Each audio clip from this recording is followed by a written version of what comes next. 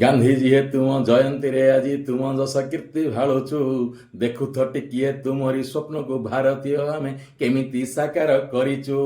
ତୁମେ ଦେଖୁଥିଲ ରାମ ରାଜ୍ୟର ସପନ, ତୁମ ସପନ ସାକାର ହେଇଛି। ସେଥିପାଇଁ ପରା ଦିନ ଦୀପହରେ 12 ବର୍ଷର ଝିଅଟେ ସାଥିରେ 4 ବର୍ଷର ପୁଅଟେ ଜଗୁଆ ଯାଉଛି।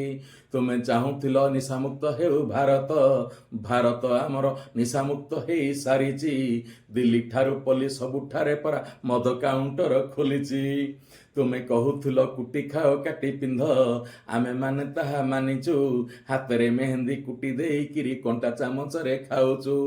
ଫୁଲ ଡ୍ରେସ୍ କାଟି ଦେଇକିରି ସର୍ଟକଟ୍ ଡ୍ରେସ୍ ପିନ୍ଧୁଛୁ। ତୁମେ କରିଥିଲ ଆମରଣ ଅନଶନ, ନ ଖାଇ ନ ପିଇ କିଛି।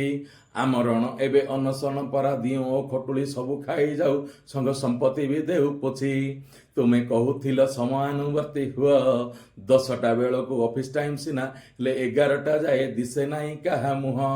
ତୁମେ କହୁଥିଲ ନିଜ କାମ ନିଜେ କର, ଆମ ଘର କାମ କରିବାକୁ ଲୋଡ଼ା ଗଣ୍ଡେ 5ଟା ଚାକର। ଗାନ୍ଧୀଜୀ ହେ ତୁମ ଜୟନ୍ତୀରେ ଆଜି ତୁମ ଯଶ କୀର୍ତ୍ତି ଭାଳୁଛୁ। ଦେଖିଲ ତ ବାପୁ ଭାରତୀୟ ଆମେ ତୁମରି କଥାକୁ ଅକ୍ଷରେ ଅକ୍ଷରେ କେମିତି ପାଳିକି ଚଳୁଛୁ।